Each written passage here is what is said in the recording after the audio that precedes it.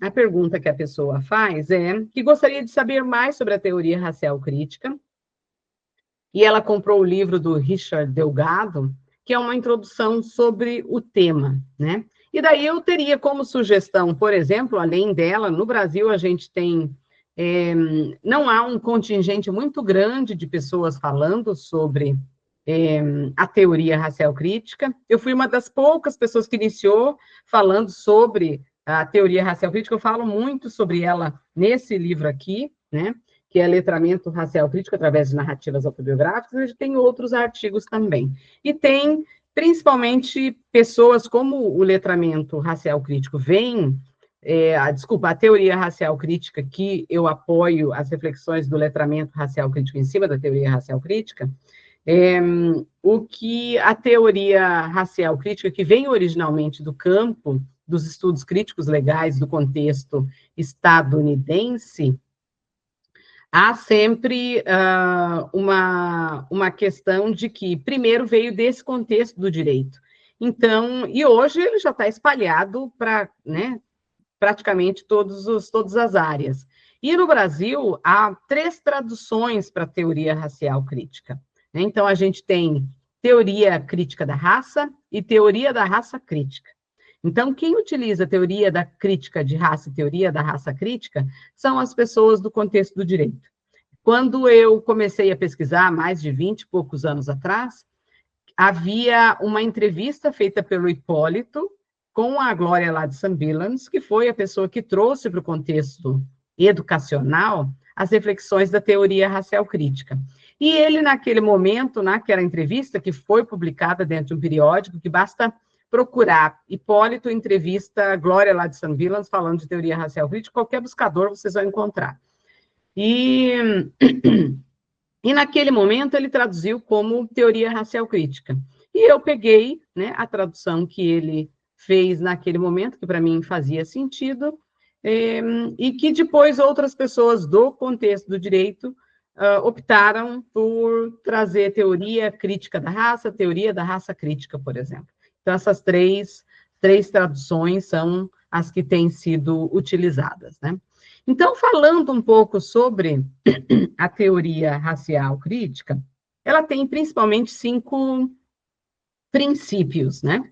E o primeiro princípio é pensar a questão da interseccionalidade de raça e racismo. Então, a teoria racial crítica vê o racismo como endêmico na sociedade e que faz essas intersecções, né? Intersecções com gênero, intersecção com classe, sexualidade, linguagem, cultura, status de imigrante, por exemplo, e que tem como base as reflexões de Kimberlé Crenshaw, que é uma das pessoas que primeiro cunhou esse termo de interseccionalidade. E que é importante também pensar no contexto brasileiro, que a Lélia Gonzalez foi uma das pessoas que, antes até da Kimberlé Crenshaw, já pensava a questão da intersecção da mulher negra relacionada com classe social também. Né? Então, essa é uma reflexão importante para trazer, no momento que for falar sobre interseccionalidade, não deixar de trazer e de abordar sobre a Lélia Gonzalez. E daí tem também a Cotirene, que também tem abordado e falado sobre a questão de interseccionalidade no contexto brasileiro, que é bem mais recente, né? Aí nós temos aqui o desafio da ideologia dominante, que é um outro princípio, e que esse desafio da ideologia dominante é principalmente desafiar a questão do não ver cor, né? Quando as pessoas dizem eu não vejo cor, eu vejo a pessoa como humana. Então, há que se desafiar, porque as pessoas elas têm a sua origem racial e étnica, então há sim que se considerar que as pessoas vêm de um determinado lugar e querem ver a sua representatividade evidenciada, e que perpassa por raça, perpassa por gênero, perpassa por classe social, por exemplo. Então, e isso acaba caindo naquilo que a gente já discute há algum tempo, que é a democracia racial.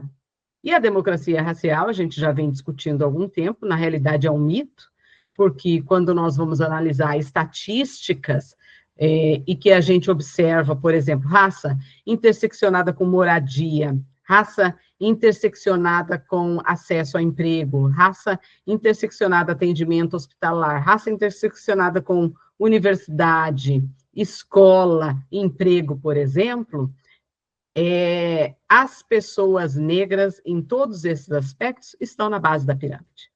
Então, a intersecção de raça é fundamental. Nós não temos hoje como discutir qualquer tipo de política que esteja no contexto brasileiro sem trazer a intersecção de raça e de gênero. Por quê? Porque as políticas precisam pensar como é que a gente faz com que as pessoas que estão racializadas, como pessoas pretas e pardas, indígenas, como é que elas são afetadas e que ações e que políticas precisam ser feitas para que elas tenham um acesso, para que tenha, de fato, essa equidade racial. E daí outras questões importantes para pensar nessa questão da desafio da ideologia dominante é a questão da branquitude e os privilégios da branquitude.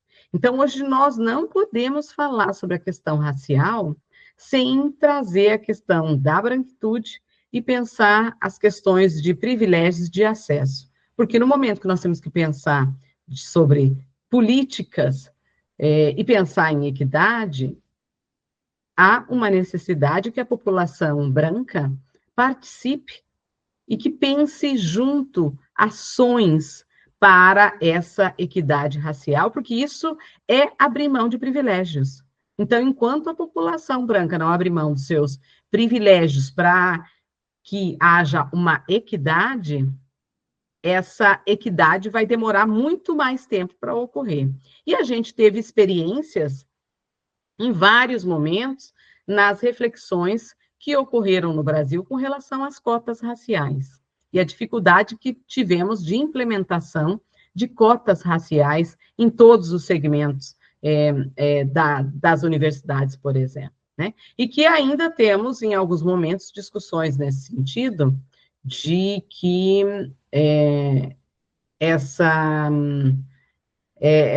sobre a questão das cotas já não se fazem mais necessárias. Então, a gente não chegou em um momento de ter equidade ainda. Elas, enquanto nós não tivermos uma sociedade que seja equitativa, as questões das cotas, elas são fundamentais, né? Então, essa é uma outra questão importante para pensar nessa questão do desafio da ideologia dominante. Aí nós temos um terceiro, que fala sobre o compromisso com a justiça social. E daí o compromisso com a justiça social, nós temos que pensar nas questões de ganhos e direitos, né? E daí, entre as questões de ganhos e direitos, entram todas as políticas que nós podemos pensar que promovem e pensam a questão da equidade racial. E daí nós podemos pensar, por exemplo, desde cotas na universidade, ações afirmativas, podemos pensar a Lei 10.639, de 2003, que tornou obrigatório o ensino da história cultural brasileira e africana em todo o currículo escolar. Podemos pensar a BNCC, que é a Base Nacional Comum Curricular, e como é que essa Base Nacional Comum Curricular, como é que ela aborda, como é que ela trata, como é que ela vê as questões raciais. Podemos pensar o PNLD, que é o Programa Nacional do Livro Didático e Materiais Didáticos. Então, como é que o PNLD entende as questões de equidade racial, por exemplo. E daí podemos ir além, né? De entender, por exemplo, dentro de um determinado, como pessoas que são advogadas, como é que dentro do contexto do direito as pessoas estão pensando em inserir as questões raciais. Nós podemos ir, por exemplo, dentro da área da psicologia, como é que a psicologia tem estudado e pensado em atender a população negra, indígena, por exemplo, né? E além de pensarmos, por exemplo, dentro do contexto judiciário, dentro do contexto policial. Então, como é que tem sido pensado políticas de inserção e de integração das pessoas? Então, as políticas, esse compromisso com a justiça social é fundamental, porque é nesse momento que a gente traz as questões das políticas, né? E tudo isso pensando na eliminação do racismo, do sexismo, da pobreza, por exemplo, né? E daí uma outra perspectiva entra a perspectiva interdisciplinar. Hoje a gente não consegue falar e discutir sobre as questões raciais sem pensar as questões raciais de uma forma interdisciplinar. Então, nós precisamos ir para sociologia para entender as questões raciais, de gênero e de classe, por exemplo. Nós precisamos ir para a história para entender o contexto histórico, de que forma que ocorreu, como ocorreu, em que lugares que ocorreu, como é que as questões ainda permanecem, quem é que contou as histórias e o que precisa ser recontado a partir das vozes das pessoas que experienciam o racismo cotidianamente. Nós precisamos ir para a psicologia para dar suporte psicológico para as pessoas que estão passando por racismo, preconceito, discriminação, misoginia, Então, nós precisamos ir para os estudos críticos de gênero, para entender sobre as questões de gênero e como é que nós podemos agregar a questão de interseccionalidade. Nós precisamos ir para pensar também os estudos étnicos, como é que essas reflexões têm sido abordadas e trazidas para pensar as questões indígenas, por exemplo, ou mesmo as questões dos ciganos, como a Débora é uma das pessoas que está aqui interessada em pesquisa nesse sentido.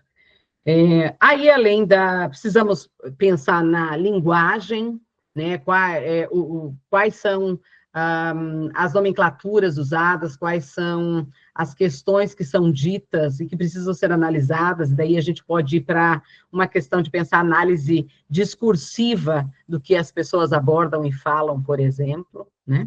Aí nós tem um quinto princípio que fala sobre a centralidade do conhecimento experiencial. E daí a centralidade do conhecimento experiencial entram as questões de que as pessoas precisam estar, que dialogam e que querem uma sociedade equitativa, precisam estar atentas em escutar as experiências que as pessoas têm cotidianamente. E essas experiências podem ser vistas, principalmente pensando através de contranarrativas, né? O que as narrativas das pessoas que as pessoas trazem, que vão contra a narrativa hegemônica, por exemplo. Por isso que é falado de contranarrativas.